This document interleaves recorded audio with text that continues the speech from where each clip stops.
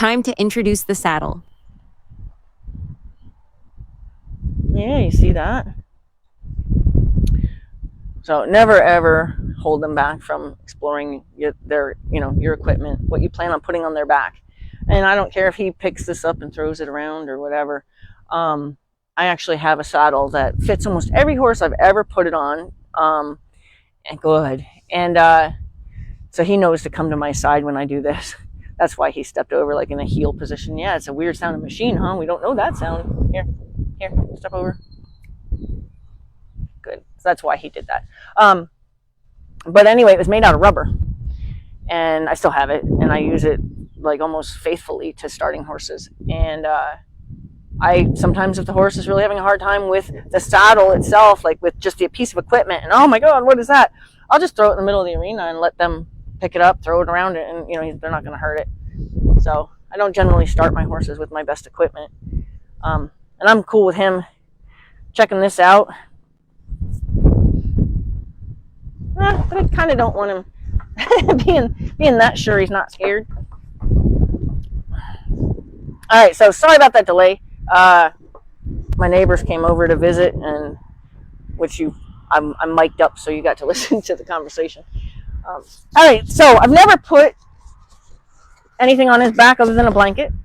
So we're going to show him this. The only reason I use this, I love my bareback pads, but there's a spot underneath here that has a knot. And even though it's padded, it's like a stiff padded knot. So and it sits directly on their withers. So I always add this. I used to just put a sponge, and I'm like, this works too. So let him look at the equipment. That was good soak time for him. So that's good to have distractions instead of finding distractions annoying. It's good to have distractions because it gives the horse a chance, but hopefully you ended on something that they could soak on positively, and you didn't end on something frustrated, or you didn't find the interruption frustrating. We don't want to.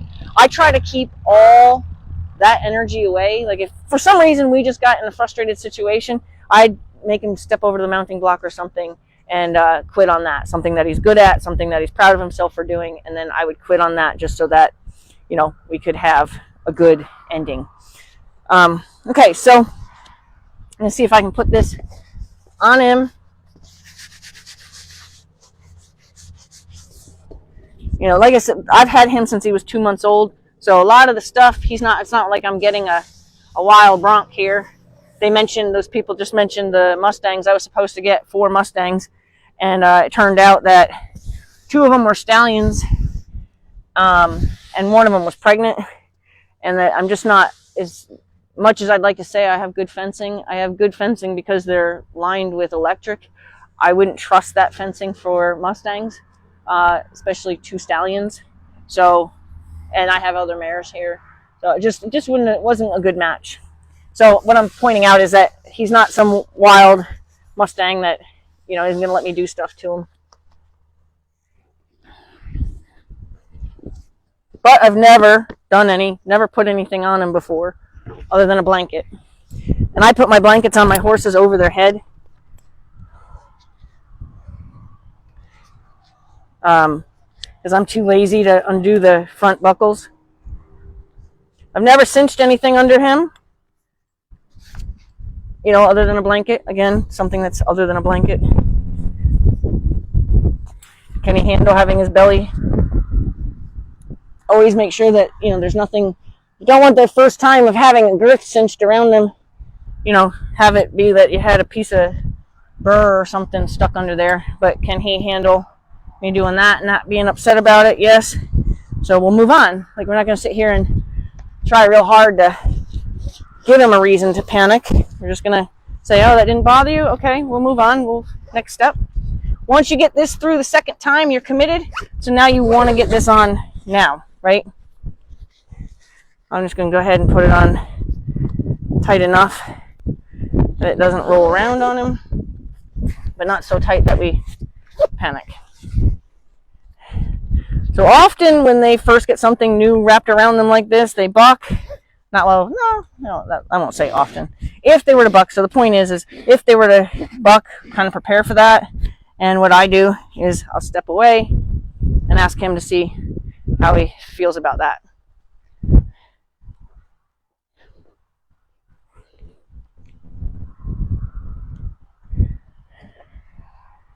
Good.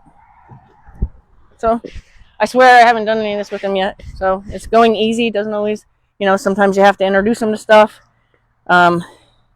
Change my microphone to my helmet, I think. Hopefully I didn't turn anything off.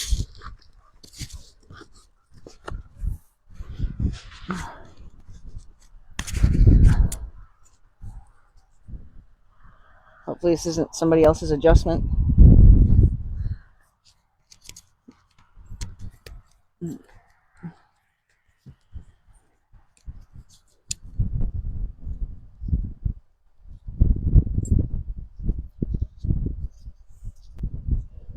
Now, if this is a video I was videotaping, obviously I would edit out my neighbor's visit, but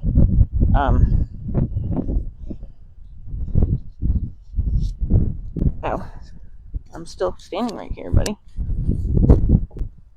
Yeah. You're busy. All right, so he does know about the mounting block. Look at you, made a mess. Made a mess with all my stuff. What are you doing? Made a mess with all my stuff. Let's get this out of our way. Let's get all this stuff out of our way. Kind of.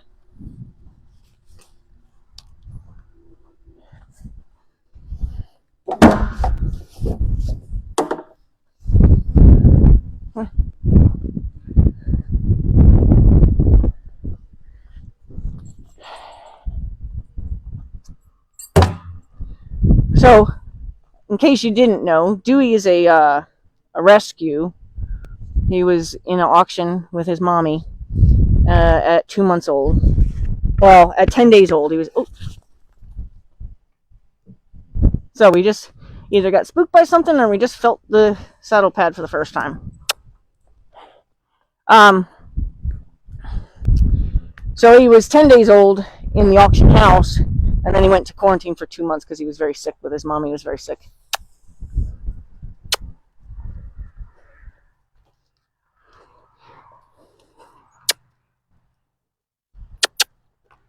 So that was my trot cue that he picked up the trot immediately.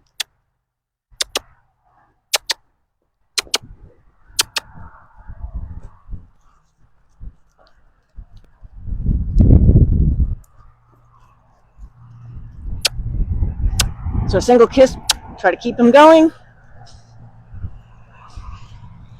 Hind yield him to stop him. Okay. Very windy today. Oh, my flag's blowing now. Is that what suddenly got your attention? We didn't get your attention at all before? Huh? Take the time to address scary things. Is this suddenly the scariest thing you've ever seen? Sure it is. All right.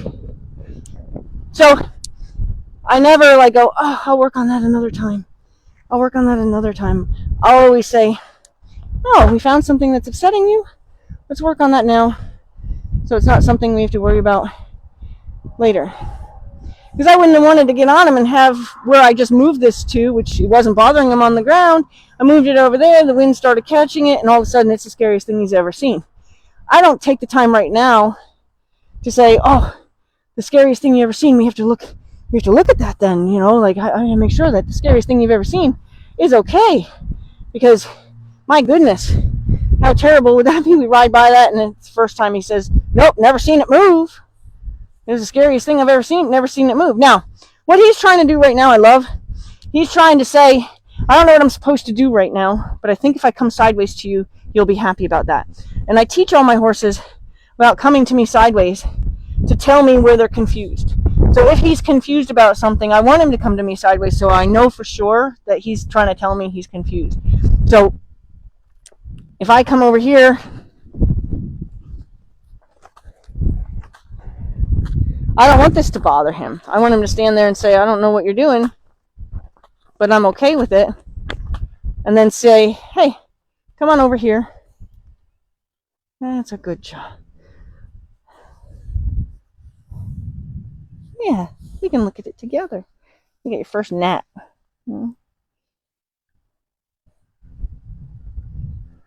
I raise them to be very cuddly. So I want them to be cuddly on my terms. So like I don't want him being like, oh, you gotta love on me. I want him to say, hey, if you want to ask me to come over to you, I'll be nice and cuddly with you. Hey.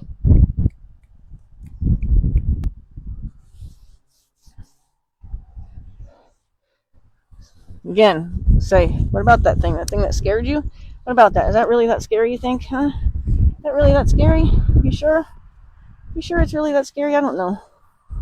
I don't know. I think it just caught the wind and you weren't expecting it to catch the wind.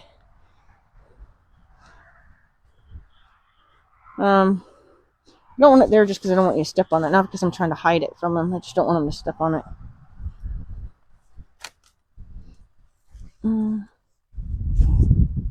Okay. Come here. Let's go back to what we were going to do. Come here. Follow the feel. Follow the feel. Follow the feel. Follow the feel. Follow the feel. Follow the feel. There you go. Good. So, found another thing we might want to work on real quick. So, he does understand that. I'm not sure why he panicked as much as he panicked. But I'm going to get him to follow the feel of the rope around his butt. You're okay. So, he started going one way, and I needed him to follow the feel to go the other way. So, tell him, follow that feel. Follow that feel. There you go. Follow that feel. Good job. Good job. Always do things on both sides of the horse. Wait. So he probably have another panic this time. Oh, nope. His brain clicked. His brain clicked. Follow the feel. Follow the feel. Follow the feel. Follow the feel. Follow the feel. Yep. Yep. Yep. Follow the feel. Follow the feel. Yep. Good. So he's a little jumpy tonight. It's very windy. But see how far we can get. And I'm going to gauge the jumpiness, make sure that I'm not going to put myself in a bad situation just because I'm trying to get something done quickly. Because I'm not a time person. So see if I can ask him to step over the mounting block. He should know how to do this.